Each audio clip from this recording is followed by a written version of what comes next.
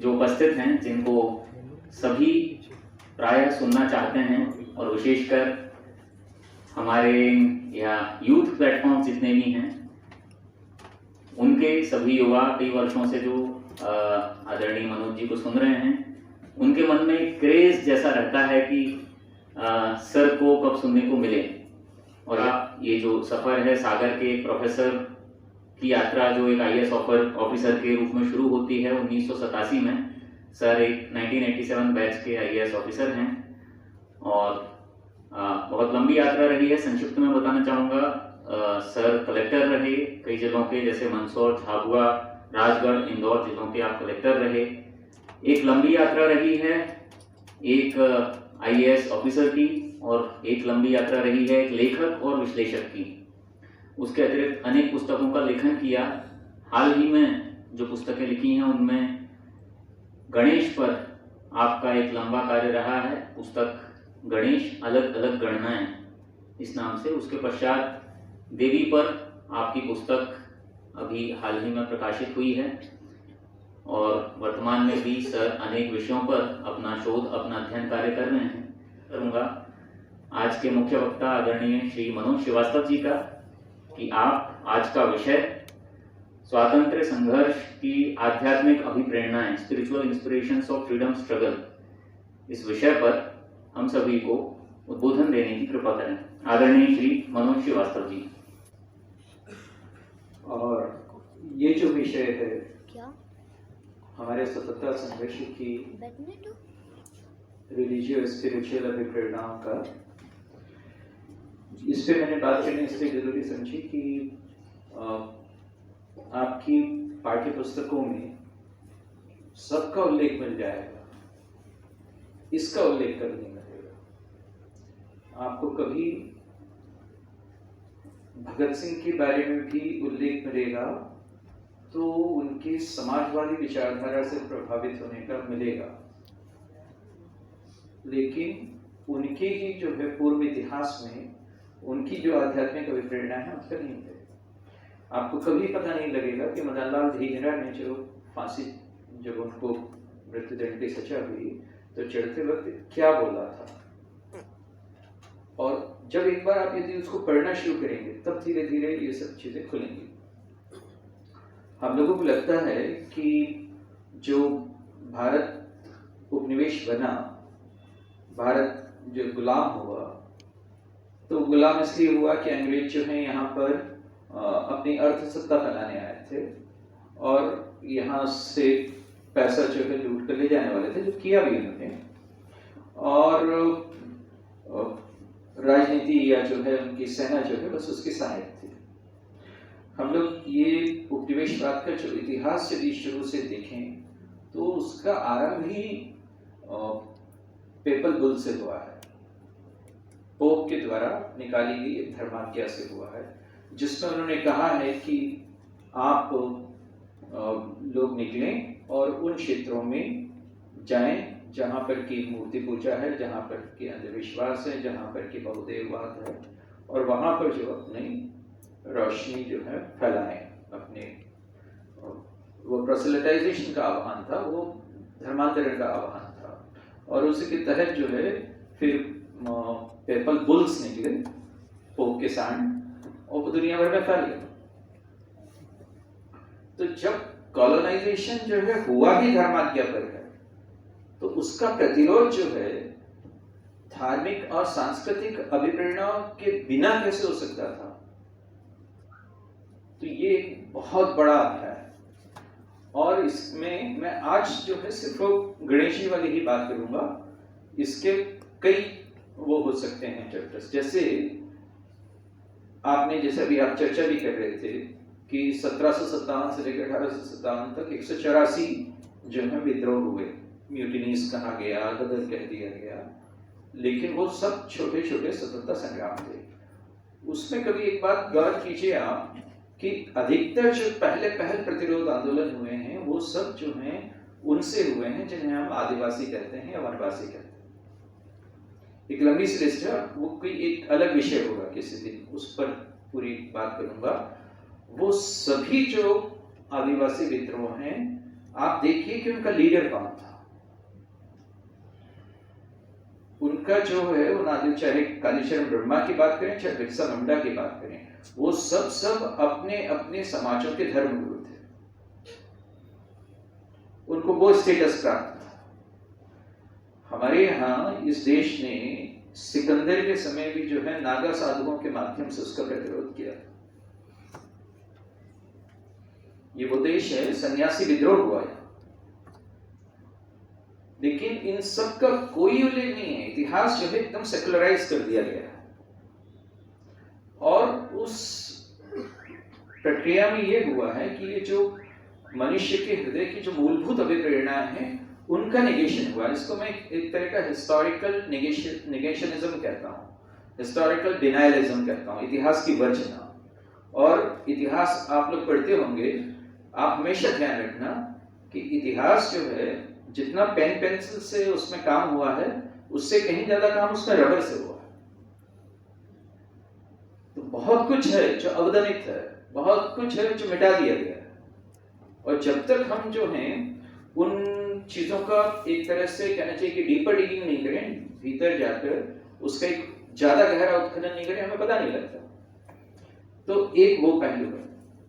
एक दूसरा पहलू है कि जिसकी चर्चा फिर किसी और दिन करेंगे कि किस तरह से गांधी जी ने हमारे जो कहना चाहिए कि राजनीतिक लड़ाई जो थी स्वतंत्रता संघर्ष की, उसको जो है उन्होंने एक तरह की आध्यात्मिक यात्रा में बदल दिया।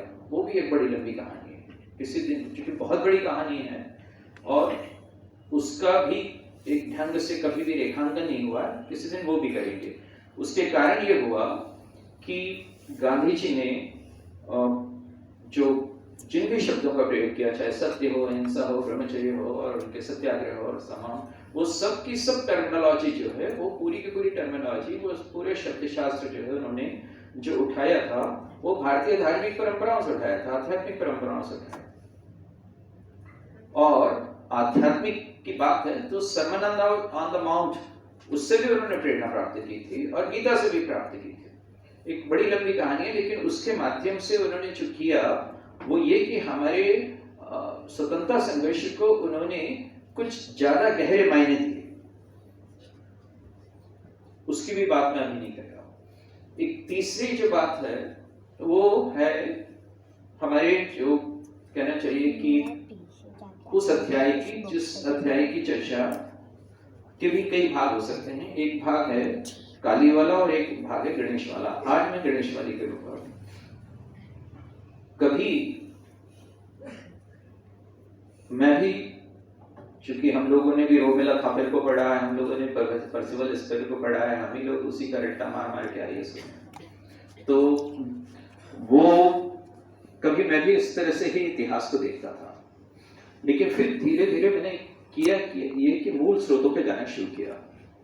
जब मूल स्रोतों पे गया तो मैं एक बार, ये असहयोग आंदोलन की बात कर रहे थे, असहयोग आंदोलन जिस घटना से शुरू हुआ था, जलियांवाला बाग, और उसके वो जलियांवाला बाग की भीड़ जो है वो किस चीज के लिए इकट्ठी हुई थी? वो इकट्ठी हुई थी रॉलेट एक्ट का विरोध करने के लिए। वो रॉलेट एक्ट जो है वो जिस कमेटी की रिपोर्ट पे आधारित था, रॉलेट कमेटी रिपोर्ट कहलाती है वो, कभी उस रॉलेट कमेटी की रिपोर्ट का जो पहला चैप्टर है, उसका जो पहला पैराग्राफ है, मैं आपको बाद में भी पढ़ के बताऊंगा, उसको पढ़ें। उस पहले चैप्टर के पहले ही पैराग्राफ में वो ये दो लोगों का नाम लेता है। एक नाम लेता है वो गणेश जी का और एक नाम लेता है वो भवानी या काली का। और वो कहता है कि इनके नाम पर बने हुए जो है बहुत सारे संगठन हैं, ये सिडिशन फैला रहे हैं, क्योंकि वो कमेटी बनी ही थी सिडिशियस एक्टिविटीज के लिए, तो ये राजद्रोह फैला रहे हैं। और फिर रॉलेट कमेटी की रिपोर्ट का 3/4 हिस्सा इन्हीं संगठनों की गतिविधियों के बारे में बताता है। जब वो इतना महत्वपूर्ण था इन संगठनों के द्वारा किया जाने वाले जो कार्य, कि उसके लिए तत्कालीन ब्रिटिश सरकार ने एक अपनी कमेटी बनाई। उस कमेटी की सिफारिशों के आधार पर एक काला कानून बनाया, उसके आधार पर जलियांवाला बाग हुआ, उसके आधार पर असहयोग आंदोलन हुआ और फिर पूरा एक लंबा क्रम जो है वो चला।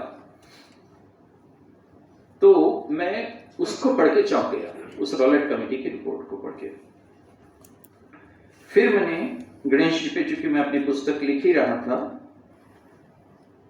तो उस पुस्तक के भीतर एक पूरा अध्याय इस बात पर लिखा है और मैं उसी के संदर्भों से इसको शुरू करता हूं इस बात को।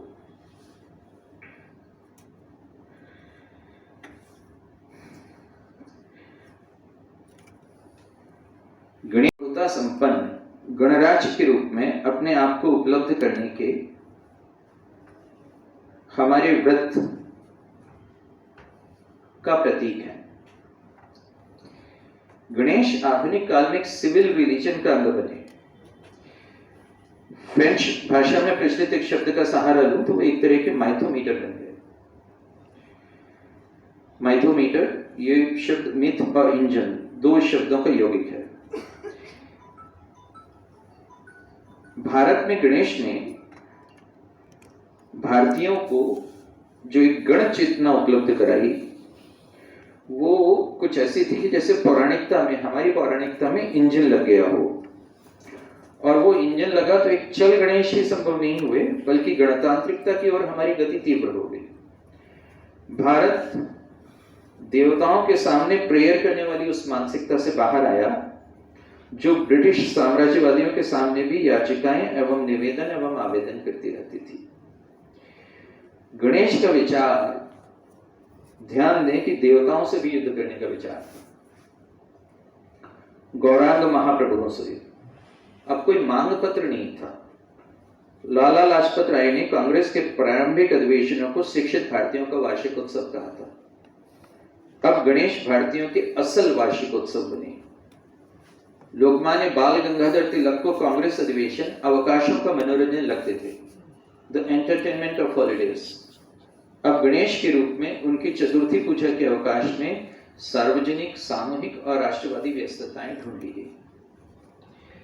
प्लिनी द एल्डर ने सबसे पहले इस प्रसिद्ध कहावत का उल्लेख किया था कि एन एलिफेंट नेवर फॉरगेट्स, कि हाथी कभी भूलता नहीं। लेकिन गजानन का पूजन करने वाले हम लोग बहुत सी चीजें भूल गए। आज हम भारतीयों को पता भी नहीं है कि एक समय ऐसा भी था जब साम्राज्यवादियों और उपनिवेशवादियों ने स्वयं को जीवित देवता की तरह स्थापित किया था। 19वीं सदी के भारत में जॉन निकलसन जैसे ईस्ट इंडिया कंपनी के अधिकारियों की पूजा का एक धार्मिक संप्रदाय ही विकसित हो गया था। तत्कालीन भारत की उत्तर पश्चिमी सीमा पर यह ग्रेट गॉड निकलसेन के प्रति पूजा का संप्रदाय था। बस फर्क यह था कि यह देवता अपने भक्तों को चाबुक मारता था। ये वो देवता था जिसने अपने सामने जब एक भारतीय को थूकते देखा तो उसे अपनी थूक जमीन से चाटने को मजबूर किया। ये वो देवता था जिसने अपने सामने जब एक इमाम को उसे सलाम करते न देखा तो उसे हथकड़ी डालकर अपने सामने बुलाया और अपने हाथों से उसकी दाढ़ी काट ली।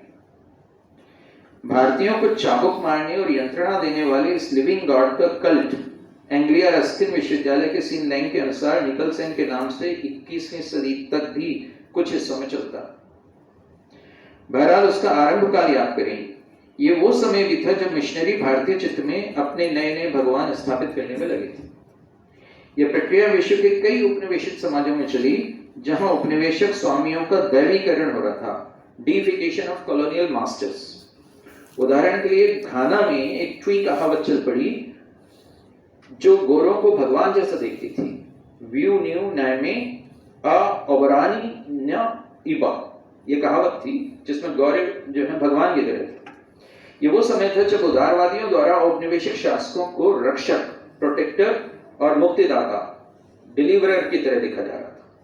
जब ब्रिटिश राज्य को an act of abundant mercy of divine Providence बताया जा रहा था।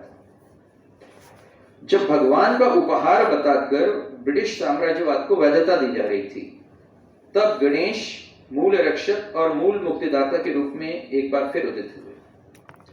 उनके रूप में गणतंत्र की प्राइमोर्डियलिटी, गणतंत्र की अनाद्यता भारतीयों को स्मृत हो आई। जब कांग्रेस अध्यक्ष बीएन धर कह रहे थे कि when I think of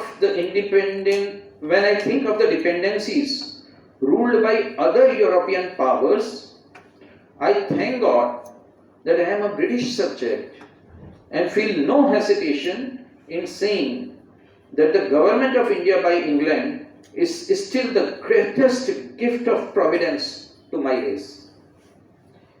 कि जब मैं अन्य यूरोपीय शक्तियों के अधीनस्थों के बारे में सोचता हूं तो मैं ईश्वर का धन्यवाद करता हूं कि मैं अंग्रेजों के अधीन हूं, और यह कहने में मुझे कोई संकोच नहीं होता कि यह भारत में इंग्लैंड की सरकार मेरी जाति को नियति की सर्वोत्तम भेंट है। तब से ही यह सुगबुगाहट शुरू हो गई थी जो गणेश जी की मौदकों को ही वास्तविक गिफ्ट मानती थी, वास्तविक प्रसाद मानती थी, जो ऐसे अनुकर्ता मनुष्यों, मिमिक मैन की जगह मूल मनुष्यों या मनुष्यता के मूलों को, दृष्टि की मौलिकता को ढूंढ रही थी। चाहे वीएस नेपाल हो या होमी बाबा, सब इस अनुकरण को आज महसूस करते हैं। लॉर्ड रोजबेरी जब rid by the finger of the divine में साम्राज्यवाद का औचित्य खोजते थे तो वे उस कम अकल उपनिवेशित मनुष्य पर ही अपनी छाप छोड़ रहे थे जो अपनी गरीबी को ईश्वर इच्छा मानता था। वो उपनिवेशवाद को भी अपनी ईश्वर इच्छा मान लेता। जब बार बार ईश्वर के इतने संदर्भ साम्राज्यवाद और उपनिवेशवाद के संदर्भ में दिए जा रहे थे तो ईश्वर ने, गणेश ने अपनी संघर्ष चेतना को भारतीय चित्त में बोना शुरू किया। गणेश देवताओं से लड़े ही थे तो इन लॉर्ड्स से लड़ना भी उनके सच्चे भक्तों के लिए जरूरी हो गया था।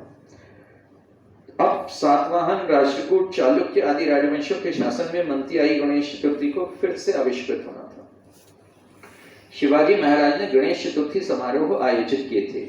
उन्हें भी ये लगा था कि उनके स्वराज की प्रेरणा गणेश जी ही है। ऐसे ही तिलक को लगा कि गणेश ही गणतंत्र की लक्ष्य उपलब्धि के लिए उत्कृष्ट संप्रेरक हो सकते हैं। ये कहानी कैसे शुरू हुई? यूं शुरू हुई कि अंग्रेजों को भारतीय जनसभाओं से 1857 के कटु अनुभव के बाद एक सांघातिक डर सा व्याप्त हो गया। इसलिए 1870 के बाद उन्होंने एक के बाद एक ऐसे अध्यादेश लागू करने शुरू किए जिसमें सामाजिक एवं राजनीतिक रैलियां प्रतिबंधित कर दी। जनसभा वैदिक काल से ही भारतीय गणतंत्रों की जान रही है। वैदिक सभा और समितियां, औपचारिक रूप से भी वैदिक काल में सभा और समितियों का गठन होता रहा था और आकस्मिक रूप से उनका इकट्ठा होना भी उतना ही स्वाभाविक माना जाता रहा था, क्योंकि उनमें किसी मुद्दे पर विमर्श और जनजागरण की संभावना रहती थी। गणतंत्रों की जान ही फ्रीडम ऑफ असेंबली में होती है। अंग्रेजों ने हर चीज का अत्यनुमतिकरण करना शुरू किया, ओवर परमिटाइजेशन, हर चीज की अनुमति चाहिए। तो उसी क्रम में उन्होंने जनसभाओं के नियमन ही नहीं बल्कि निषेध के रास्ते भी गुलाम भारत में खोजे और राजनीतिक व सामाजिक गणसभाएं बंद कर दी। मुस्लिम जुमे की जो नमाज थी वो सार्वजनिक रूप से अदा करते आए थे। अंग्रेजों ने फूट डालो और राज करो की नीति के तहत धार्मिक सभाओं के नाम पर उन्हें इस तरह से एकत्र होने के लिए एग्जेम्प्ट कर दिया था, उन्मोचित कर दिया था। यह भारतीय समाज के दो वर्गों के बीच फूट के बीच बोना था। यह ऐसा प्रदर्शित करना था कि सिविल लिबर्टी एक को उपलब्ध है, दूसरे को नहीं।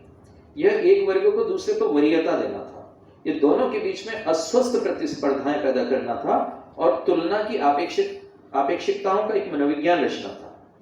1857 की क्रांति में हिंदू मुसलमानों का साथ आना अंग्रेजों के लिए एक तरह की वेकअप कॉल थी और उसके बाद उन्होंने एक के बाद एक ऐसे कदम उठाए जो मानवाधिकारों को किसी एक वर्ग को देते थे और दूसरे को वर्जित करते थे। इसी अनुक्रम में शांतिपूर्ण जनसभाओं के संदर्भ में उन्होंने यह विभेदाचार शुरू किया। एकाधिकारवादी सत्ताओं को शांतिपूर्ण जनसभाओं से भी खतरा महसूस होता है। यह अभी रूस में 2009 में जो शुरू हुई स्ट्रेटेजी 31 की कोशिश है, वो शांतिपूर्ण जनसभा करने की इसी अधिकार को उपलब्ध करने की कोशिश है। उस समय अंग्रेजों ने यह तर्क दिया कि मुसलमानों को यह विशेषाधिकार इसलिए दिया गया क्योंकि उनकी सार्वजनिक नमाज प्रथा पारंपरिक है।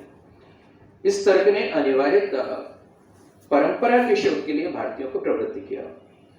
यह ध्यान दें कि परंपरा का शोध करना आज एक तरह की अतिथि जीविता माना जाता है, लेकिन जब सत्ताएं प्रथा और परंपरा को इस तरह से वरीयताएं देना शुरू करती हैं तो फिर चीजों की पश्चिमवर्ती पड़ताल को कैसे रोका जा सकता है? भारत में गणेश का उदाहरण बहुत प्रत्यक्ष था, नाम ही गण का उल्लेख करता था। अंग्रेजों के अपने देश में the community of the whole land के बाद मैग्ना कार्टा से आई थी 1215 से, लेकिन भारत में गण का उल्लेख ऋग्वेद में 46 बार और ब्राह्मण ग्रंथों में अनेक बार हुआ। भारतीय गणतांत्रिकता जो है वो एक बहुत शुरुआती चीज थी। मैग्ना कार्टा की community of the whole land ही आगे जाकर जनता या पीपुल बनी, लेकिन गण शब्द जो है जन की तुलना में विशेष था, इस अर्थ में कि जन या जनता शब्द लैटिन शब्द जेन्स और ग्रीक शब्द जनोस के भारोपीय पर्याय हैं। जीन्स आज भी वंशानुगतता का संकेत करता है, अतः जनता शब्द या जन शब्द फिर भी वंश संभव है, लेकिन गण का धातुमूलक अर्थ है गिनने से, जो संख्यात्मक है। गण अतः भिन्न भिन्न वंश पृष्ठभूमियों के लोगों का समुदाय था, और अस्वाभाविक नहीं कि गणेश की प्रथम पूज्य गणेश की प्रथम याद जो है वो तिलक को आई। चूंकि गणेश भिन्न भिन्न पृष्ठभूमियों को प्रतिनिधित्व देते हैं, अतः एक बहुवचनीय भारतीय संस्कृति की आकांक्षाएं उनमें प्रतिगुंजित होती थी। गणेश वैसे भी शुरुआतों के देवता रहे हैं। श्री गणेश करने का अर्थ ही आरंभ करना। तिलक ने गणेश को अपनी परंपरा में लोकाभिव्यक्ति के माध्यम के रूप में शुरुआत में ही चिन्ह दिया। गणेश समाज के सभी वंशों में लोकप्रिय थे, सभी वर्णों के लोग उनकी चतुर्थी मनाते थे।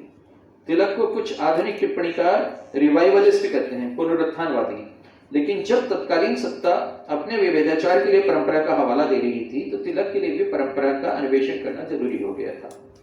गणेश प्रतिमा बनाने की प्रथा तंत्र शास्त्र ने अपनी तरह से जिंदा रखी थी, और वहां पर यह कहा भी गया कि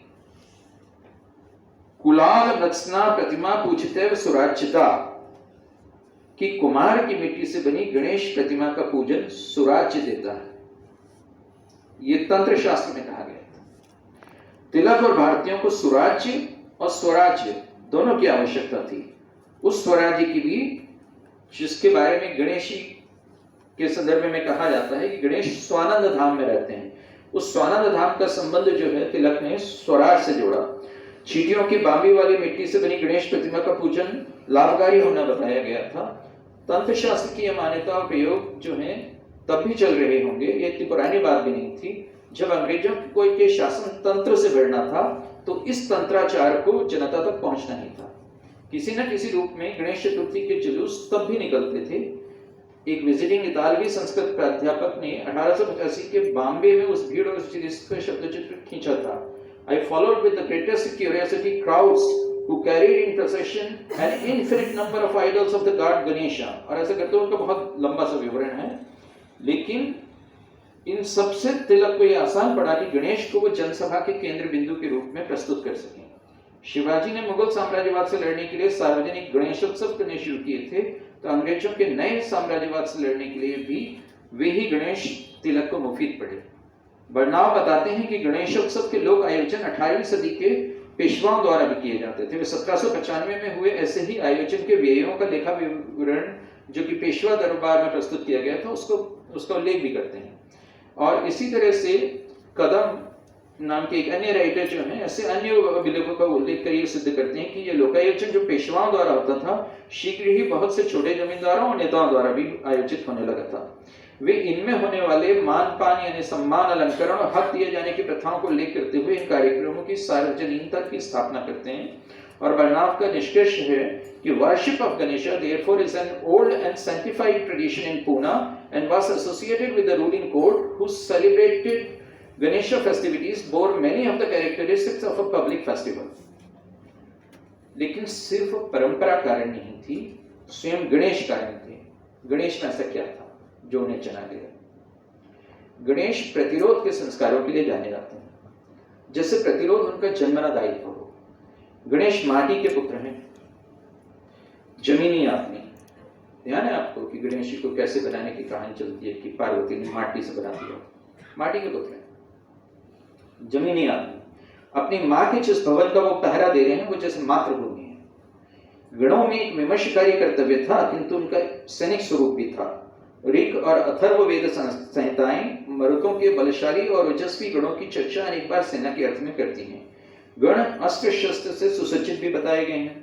सिर्फ बौद्धिक चर्चा से गण का दायित्व पूरा नहीं होता था, उन्हें यौतिक भी होना था। इस कर्तव्य को सभी गण सदस्यों को पूरा करना होता था। मातृभूमि के प्रहरी होने का दायित्व सभी को निभाना था, केवल अभिजात वर्ग को नहीं, हर माटी पुत्र को। तिलक और उसके पहले शिवाजी को गणेश में प्रतिरोध की संस्कृति का मूर्त स्वरूप दिखाई पड़ा। गणेश बुद्धि के देवता हैं, लेकिन वे प्रतिरोध के भी देवता हैं। तिलक ने नरम दल की बौद्धिक चर्चा में गणेश की पूरी मूर्ति नहीं देखी। उन्हें गणेश के विग्रह में बौद्धिक और यौधिक दोनों ही उष्णताएं दिखती थी। उनका गर्म दल वैसा ही था। वो पाणिनि के द्वारा वर्णित आयुधजीवी संघ नहीं था, वो कौटिल्य के द्वारा वर्णित वार्ता शस्त्रोपजीवी संघ भी नहीं था। लेकिन जो खास बात थी वो ये कि उसमें प्रार्थना नहीं थी, प्रतिरोध था। अपनी मातृभूमि के लिए, उसकी स्पेस के लिए प्रहरी की सतर्कता और सजगता और सन्नद्धता उसमें थी। बुद्धि अब याचिका के ड्राफ्ट बनाने में खर्च नहीं होती थी, वो अब चातुर्य में थी। गणेश के जिस चातुर्य का परिचय बार बार पौराणिक कथाओं में मिलता है, वह तिलक की कार्यशैली में प्रतिकृत होनी थी। और भारत के स्वतंत्र संघर्ष को अब बार बार अंग्रेजों को इसी चातुर्य से छकाना था। इसी गणेश स्पिरिट को अब मातृभूमि की ढाल बनना था, प्रोटेक्शन करना था। यही स्पिरिट उसकी राह के सभी विघ्नों को हरने वाली थी। स्वतंत्रता के लिए प्रार्थना, याचना, अनुरोध का मूल नहीं माना जाना था। अनुरोध को अब आग्रह में क्रमशः उग्रता के साथ परिणत होते जाना था। अब ये नहीं कहना था कि यह अन ब्रिटिश शासन है, बल्कि इस शासन का भारत और भारतीयों से जो बुनियादी अलगाव था, जो फंडामेंटल एलियनेशन था, उसे बताना था। लोकमान्य को इसी कारण लोक देवता या गण देवता की लोक मान्यता का लाभ उठाना ही उठाना था। कहते हैं कि child is the father of man. Wordsworth की इन पंक्तियों को बाल गणेश के मूर्धाभिषेक के जरिए जैसे स्वीकार किया गया था, वैसे ही लोकमान्य को the father of Indian unrest कहा जाना था। सर वैलेंटाइन शिरोल के ये प्रसिद्ध शब्द बताते थे कि लोकमान्य के सत्य प्रसिद्धि नहीं, खतरनाक भी हो चले थे। जैसे गणेश अपने जन्मना दायित्व के साथ उभरे थे, वैसे ही लोकमान्य ने अपने जन्मना अधिकार के सिद्धांत का घोष किया। गणेश मूलाधार चक्र के देवता माने जाते हैं। गणेश का बचपन से ही प्रदर्शित किया आत्मविश्वास, उनकी अवधारणात्मक सोच, उनकी विश्लेषणात्मक क्षमता, चुनौतियों से टकरा जाने की उनकी उद्यतता, सब पर चर्चा होने लगी। देवता भक्तों को भीतर ही भीतर पुष्पित और प्रभावित करने लगा। गणेश को शास्त्रों ने मूलाधार मूर्ति कहा और वे भारत के गणतांत्रिक स्वरूप के लिए किए गए संघर्ष में ऐसे सिद्ध भी हुए। इंद्र, सूर्य, चंद्र, नदी, पर्वत की पूजा करने वाले भारतीयों की आस्था वैसे ही आउटडोर धर्म की थी। अतः गणेश के रूप में जब सार्वजनिक मूर्ति स्थापना और चल उत्सव होने लगे तो वे सहज ही जज्ब भी हो गए। गणेश का जन्म भले ही पर्वतों पर हुआ हो, अब चलना उन्हें मुंबई, पुणे आदि शहरों और गांवों की सड़कों पर था। The great outdoors. यदि वे पर्वत थे तो ये पथ, पगडंडियां भी उन्हीं की आहटों से गूंजनी थी। भगवान विराजते थे तो चलते भी थे। ध्यान दें कि चल समारोहों में धर्म को उस तरह से वाणिज्यिक अतिस्वीकृति नहीं थी। उस समय के चल समारोह जो आज देखने को मिलती है, वो जो कॉमर्शियल हाइपर इन्फ्लेशन जो आज देखने को मिलता है, उस समय नहीं था। उस समय राष्ट्र की जरूरतों के लिए गणेश का आह्वान करने में संकोच नहीं किया गया था और न गणेश को लेकर चलने में। तिलक किसी किस्म के धार्मिक अंधतावाद या ऑब्स्क्योरेंटिज्म को प्रोन्नत नहीं कर रहे थे, लेकिन धर्म के वास्तविक प्रयोजन पर लगे कालिक और जंग को जरूर हटाकर उन्होंने नई तात्कालिकताओं और नई प्रासंगिकताओं में गणेश होने के अभिप्राय को आलोकित किया था। उनका राष्ट्रवाद स्वयं में ही इतना गहरा और इतना मजबूत था कि वह अपने आप में ही एक धर्म बन गया था। यह राष्ट्रवाद गणेश में गणतंत्र को देखता था और इसके लिए शर्मिंदा नहीं होता। ये जो बात है, इसको हम देखें कि रोलेट कमेटी इसका पूरा चिन्हांकन करती है और फिर उसके बाद रोलेट कमेटी की रिपोर्ट ये बताती है कि कौन कौन से गतिविधियां जो हैं गणेश की प्रेरणा से या गणेश मंडपों में जो है की जा रही हैं। ये रिपोर्ट बताती है कि पूना के चित्त पावन ब्राह्मणों दामोदर और बालकृष्ण चापेकर ने शारीरिक और सैन्य प्रशिक्षण के लिए हिंदू धर्म के विघ्नहरण हेतु गणेश समाज बनाया है। रोलेट समिति चापेकर बंधुओं की भावनाओं को समझने के लिए गणपति उत्सव में उनके द्वारा गाए जाने वाले श्लोक का अनुवाद भी प्रस्तुत करती है, जो उस अनुवाद का अनुवाद मैं करूं तो ये है कि आह, तुम अपनी दास्ता पर शर्म क्यों नहीं करते? आह, कसाईयों की तरह शैतान अपने राक्षसत्व में बछड़ों और परिजनों को मार रहा है। गाय की रक्षा करो किंतु अंग्रेज को मारो। निष्क्रिय और पृथ्वी पर बोझ जैसे मत रहो। यही हिंदुत्व है। ये कैसे संभव हो रहा है कि अंग्रेज यहां राज कर रहे हैं? ये गणपति श्लोक था। ऐसा कोई प्राचीन श्लोक हो ही नहीं सकता था, पर यहां यह श्लोक बताता है कि छंद से द्वंद्व रचा जा रहा था। रिपोर्ट 15 जून 1897 को गणेशोत्सव के अवसर पर एक वक्ता द्वारा कहे गए उद्गारों को भी बताती है। वो उद्गार यूं थे: all occasions like the present festival which tends to unite the whole country must be welcome। कि सभी अवसर वर्तमान त्योहारों की तरह जो देश में एकता स्थापित करते हैं स्वागत योग्य। हर अवसर का फायदा लेना।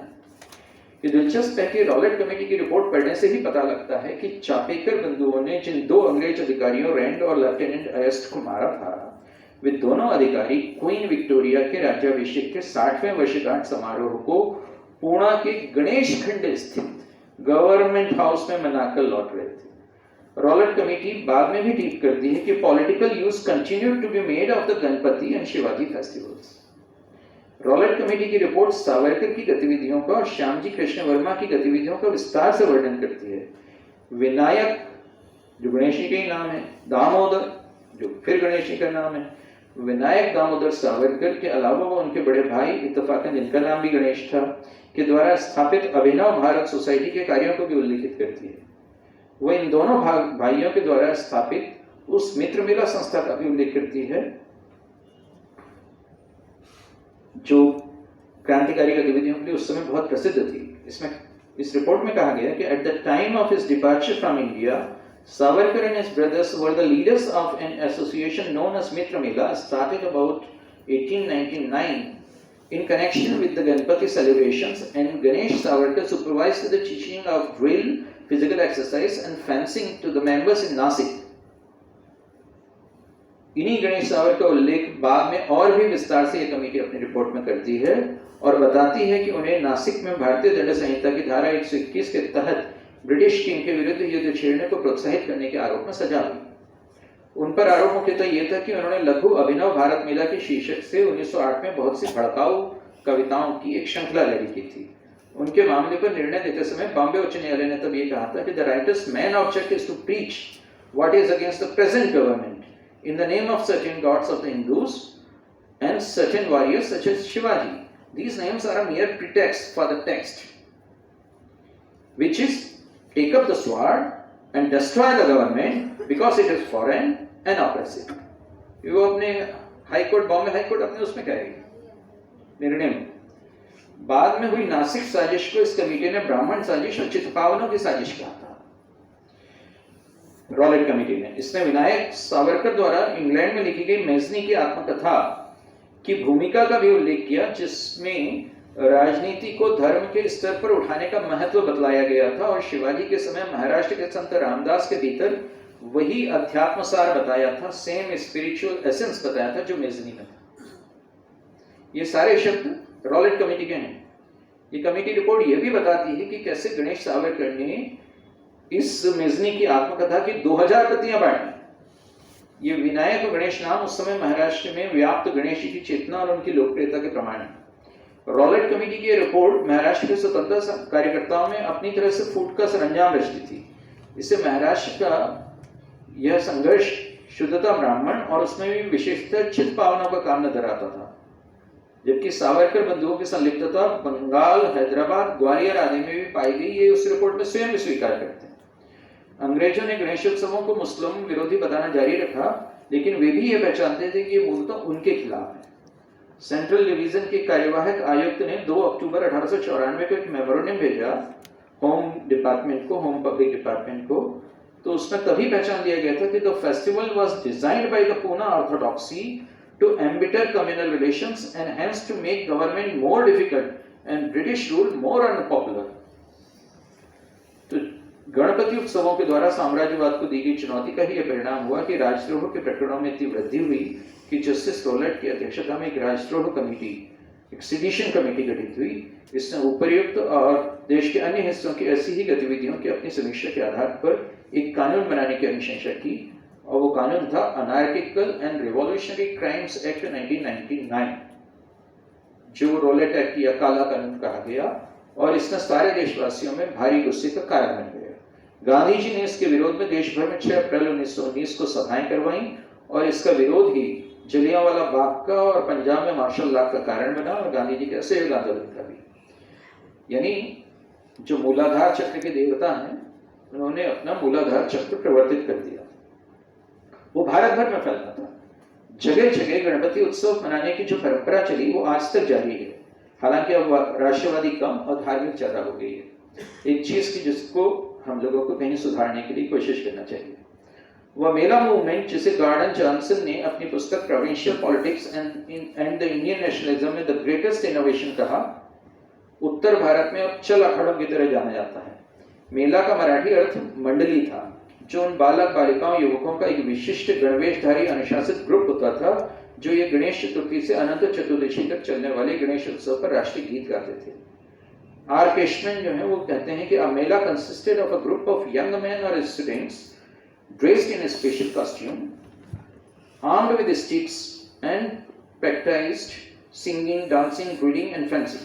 Each mela was attached to a particular Ganpati and it would round the town and neighboring countryside for some time before, as well as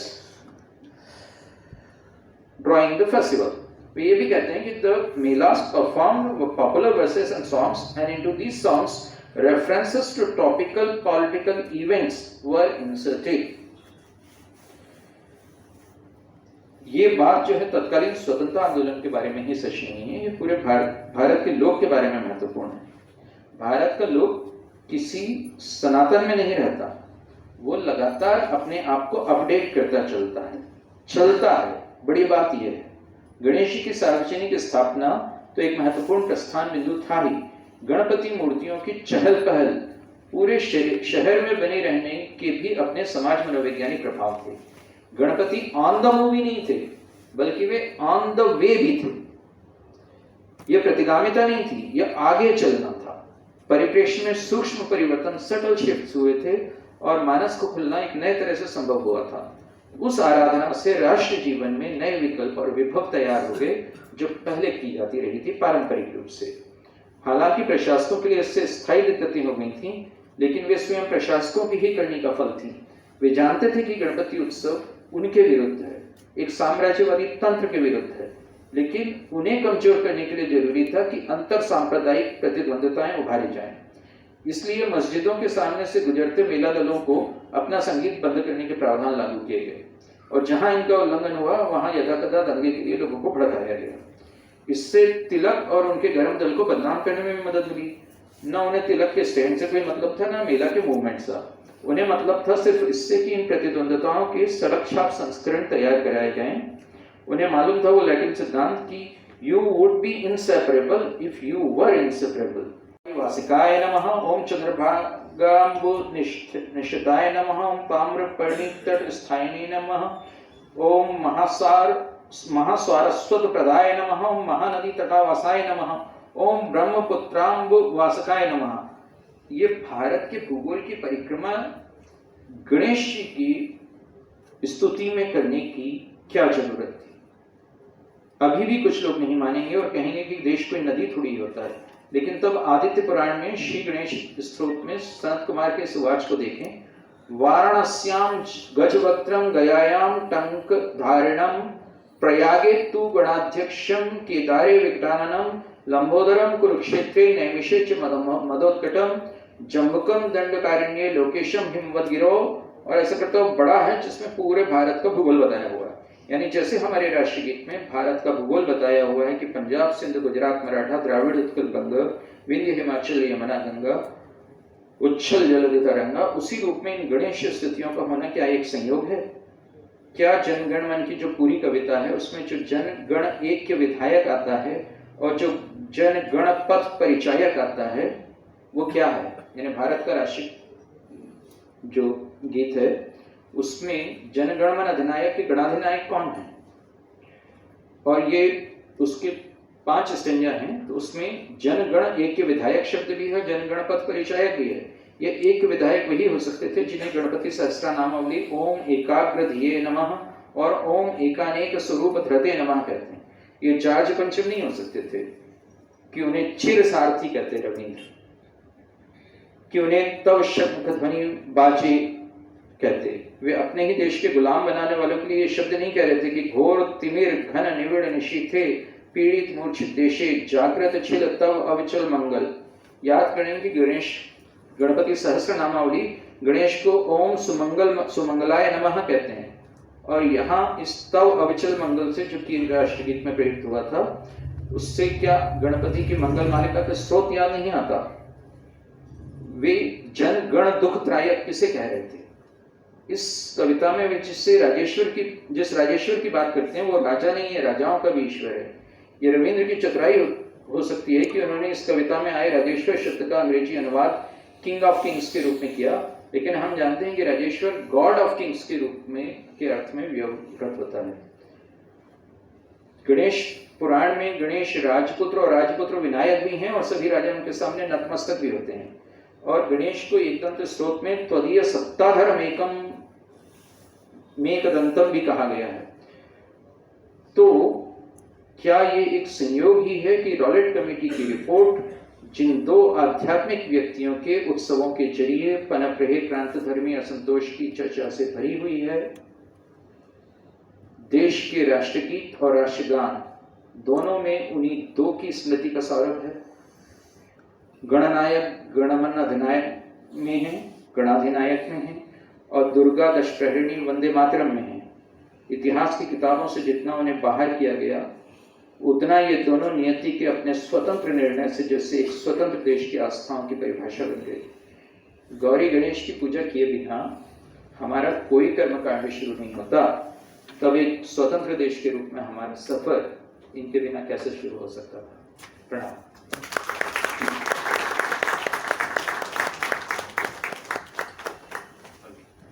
जो व्याख्या आपने की, आध्यात्मिक व्याख्या, आपको सत सत नमन कि आपने उस चीज़ को मूल रूप में समझा। लेकिन भारतीय इतिहास में हम देखते हैं, आज़ादी के पहले भी जो इतिहास लिखा गया और आज़ादी के बाद भी जो लिखा गया, तो इस आध्यात्मिक पक्ष को आध्यात्मिक न मान के धार्मिक रूप मान्यता के रूप में दिया गया, जिसको कि जीएस में सिर्फ ये रूप में पढ़ा गया कि गणेश उत्सव की शुरुआत किसने की। तो मेरा प्रश्न ये है, और आज़ादी के बाद मेरा 2 प्रश्न है इसमें, कि आज़ादी के बाद के जो भारत के इतिहासकार थे उन्होंने इस पक्ष को क्यों दबाया? अंग्रेज तो 1947 में चले गए, लेकिन आज़ादी के बाद जो तमाम बड़े बड़े भारत के विश्वविद्यालय जेएनयू और दिल्ली यूनिवर्सिटी के हैं और जिनके बड़े बड़े नाम हैं और उन किताबों को पढ़ करके सिविल सर्विसेज की तैयारी की जाती है, उन इतिहासकारों के साथ क्या मजबूरी थी कि उन्होंने इस पक्ष को दबाया इतिहास की किताबों में भी? और जिस पक्ष को आज आप आफ्टर योर रिटायरमेंट आपने आज सामने लाया, आपको सत सत नमन, इस आने वाली पीढ़ियों के लिए ये किताब एक धर्म ग्रंथ के रूप में हो सकती है अगर इसका सही तरीके से यूज करके इसको सही तरीके से भारतीय जनमानस में फैलाया जाए। तो पहला प्रश्न ये है कि 1947 के बाद जब भारत की आज़ाद हो चुका था, सब अंग्रेज जा चुके थे, उसके बाद जो इतिहास भारत का लिखा गया, आज़ादी के बाद जो अंग्रेजी शासन के समय का इतिहास लिखा गया, उस इतिहास को क्यों मैनिपुलेट किया गया? वो उनकी क्या मजबूरी थी? प्रश्न नंबर 1 सर। दूसरा प्रश्न सर मेरा ये है कि अध्यात्म को और धर्म को 2 शाखाएं क्यों बांटी गई? धर्म को लोग मूर्ति पूजा से मानते हैं, अध्यात्म को लोग जनरली मेडिटेशन से मानते हैं। तो ये जनमानस में, जबकि भारत इतनी सारी चीज़ों का जन्मस्थली रही है, अध्यात्म की जन्मस्थली भी भारत ही रहा है, लेकिन दुर्भाग्य कि भारत में अध्यात्म को एक अलग वर्ग माना जाता है। तो मेरा मानना है कि जो भारत में बहुत सारे धर्म प्रचलित हैं, उसमें से एक धर्म ऐसा है कि उस धर्म के अनुयायी अपने मुंह में कोरोना काल के पहले से मास्क इसलिए लगाते हैं ताकि वायुमंडल के जीव उनके अंदर ना जाएं। एक वो भी धर्म है, और एक धर्म वो भी है, पता नहीं मुझे कहना चाहिए कि नहीं कहना चाहिए, कि जिस धर्म के नाम पर धर्म पूछ करके गोली मार दी जाती है, धर्म के नाम पर गोली पूछ करके मार दी जाती है। तो क्या आज मानव सभ्यता को, आने वाले हमारी पीढ़ी को एक नए धर्म की आवश्यकता है? क्या मानव धर्म को उस धर्म की आवश्यकता है जिस धर्म को ओशो ने प्रतिपादित किया? पहली चीज तो ये आपने पूछी कि भैया स्वतंत्रता के बाद भी आपने क्यों नहीं किया? उनकी क्या मजबूरी थी कि उन्होंने इतिहास के इस पक्ष को दबाया? मैं वैसे कहूँगा कि उन्हीं से पूछना चाहिए।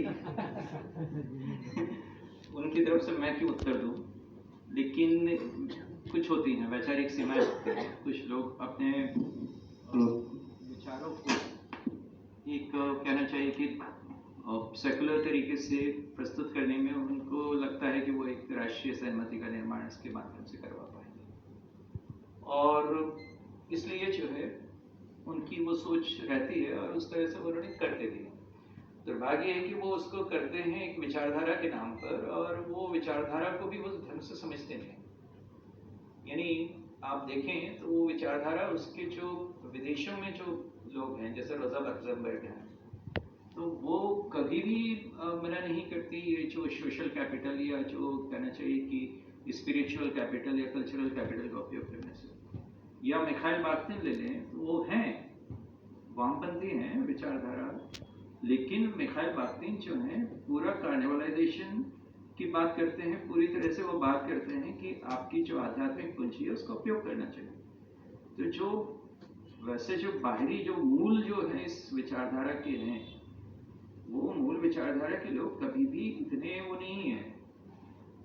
बाद के दौर में धीरे धीरे धीरे धीरे यहाँ पर खासकर ये बात बनती कि यदि हम जो है इन सब बातों को किसी रिलीजियस टर्मिनोलॉजी में लेंगे तो शायद राष्ट्रीय सहमति नहीं बन पाएगी। ये उनका सोच थी जो थोड़ी सी भ्रांत सोच थी।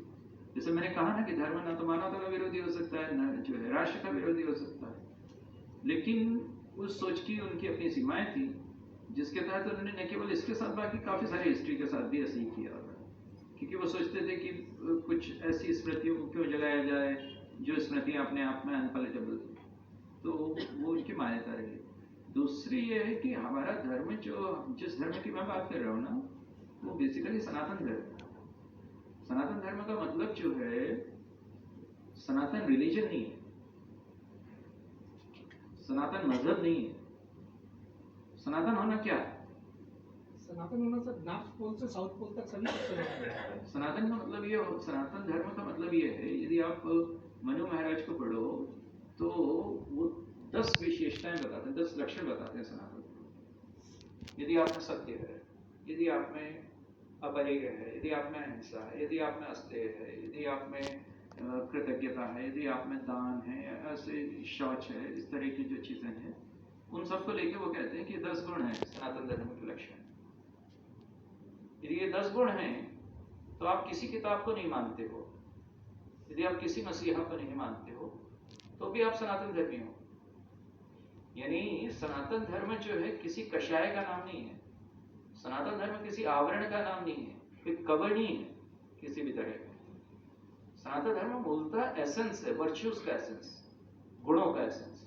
यही बात जो परिभाषा इन्होंने दी, यही याज्ञवल्क्य जो है अपनी स्मृति में कहते हैं, वो भी 10 लक्षण बताते हैं, और वो कहते हैं कि ये 10 लक्षण जो है सनातन धर्म के।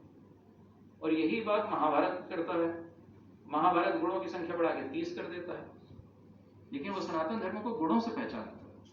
तो to be virtuous is to be Sanatan, यदि गुणों में हो आप। तो इसलिए हम लोग जो हैं वो कई बार ये गफलत कर जाते हैं, धर्म को हम मजहब से इक्वेट कर लेते हैं। रिलीजन इज मजहब, है ना, रिलीजन रेलिगियर जो बांधता है। हमारे यहाँ धर्म बांधता कहाँ है, मुक्ति देता है। मुक्तिकामी धर्म है हमारा, बांधने वाला थोड़ी है। और जहां आप बंधन निर्माण करते हैं अपने आसपास, अपनी स्वतंत्र चेतना पर जो है तरह तरह के कषाय, अपने पूर्वाग्रहों के, अपने आग्रह आवरणों को लाद देते हो, आप नहीं हो धार्मिक, नहीं हो आप सनातन धर्मी। तो इसलिए जो है कभी भी उस संकुचित सांप्रदायिक अर्थ में जो है वो ना तो हमारा स्वतंत्रता संग्राम सेनानी चले जिन्होंने एक देश के लिए जान दी, और ना जो है हम लोगों को चलना चाहिए।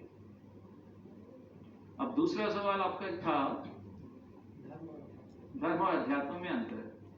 मैंने कहा ना कि यदि आप ये सब वर्च्यूज रखते हैं तो अध्यात्म से फर्क कहाँ है? मेजॉरिटी के पास ये वर्च्यू क्यों नहीं है? वो इसलिए जो है आप अपने आप को सनातन धर्मी कहते रहते हैं, जब तक कि इन वर्च्यूज का कल्टीवेशन नहीं करते तब तक नहीं है हम। वो हमारा लक्ष्य हो सकता है, हमारी उपलब्धि हो तब उस दिन जो हम तर जाएंगे, मुक्ति हो जाएगी।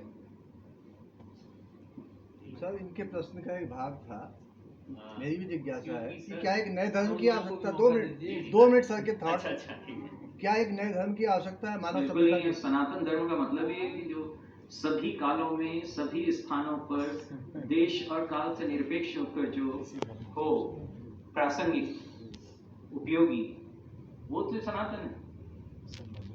तो इसलिए ये शिगुफे छोड़ना कि नए नए धर्म होते जाए पैदा, कुछ नहीं। हम सनातन का मतलब ही है कि इटर्नल है, देश काल निरपेक्ष। देश का नहीं। किसी और का कोई प्रश्न हो तो कृपया